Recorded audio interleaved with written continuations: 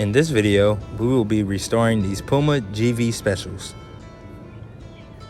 As you can see, they are a bit dirty on the uppers, as well as the midsole and soles, and will also require a midsole uncrease. We will be using Rejuvenator products in order to accomplish this. Starting with the soft bristle brush, we will use this to clean the uppers.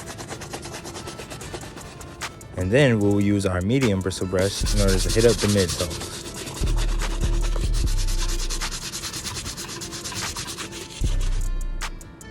And then we will use our stiff for the soles.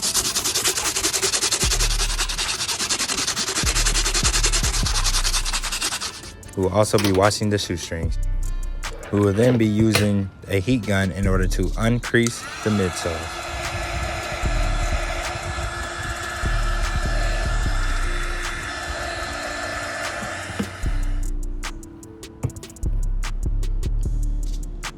And then we will be repainting the back tab of the Pumas using Angelus white paint.